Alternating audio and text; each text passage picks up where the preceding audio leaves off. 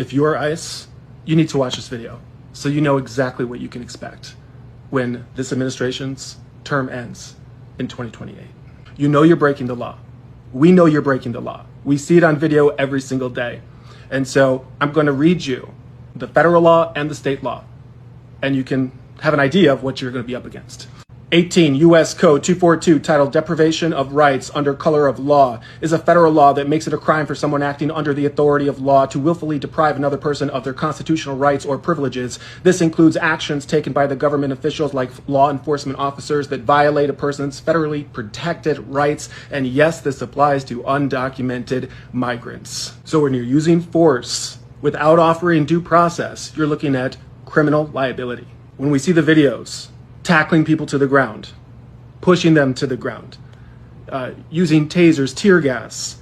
The Fourth Amendment protects individuals against excessive force. And if it is found that you are using excessive force, considering the situation, you will not be protected as a federal agent against civil liability nor criminal liability.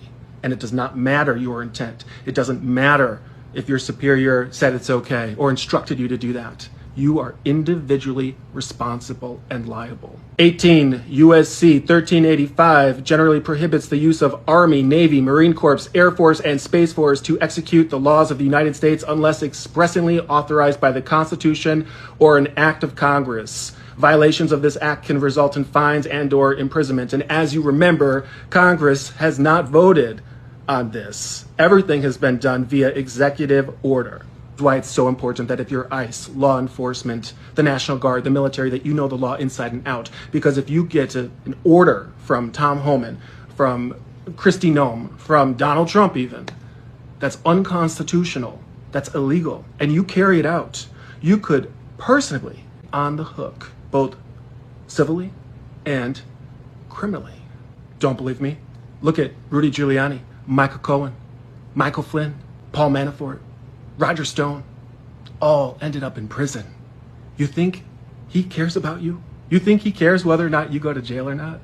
You think he cares whether or not you and your family end up being sued civilly? Ordinarily, law enforcement agents would be protected against civil liability.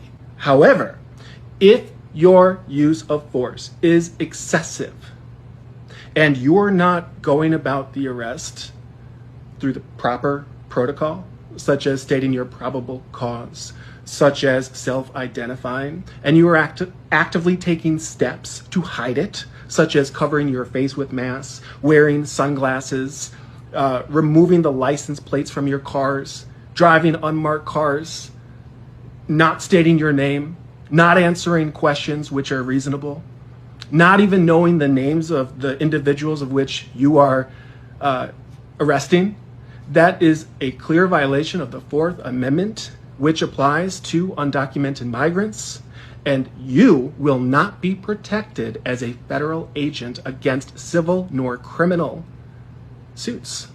Some people might say, well, Trump's just going to pardon them anyways. Yeah, he probably will. But guess what? Each state has their own set of laws that are very similar to the federal laws that we just went over. I'm not going to go through every state, but they all have their own. And a president's pardon is not good against state charges. So let's say in California, you have ICE agents that removed their license plates. They're covering their face. They're not self-identifying. That is a felony. That is a felony. Same in Illinois, lots of states. And so let's say an ICE agent, or many, tackle somebody to the ground and they get hurt due to excessive force. Or perhaps they did not go through the proper protocol for arresting you. They covered up their license plates, or they took them off, they covered their face, they didn't self-identify. Their family can sue you personally for everything. Your cars, your home, your bank account, your savings, your pension, and they can press criminal charges against you. This is strict liability per the states.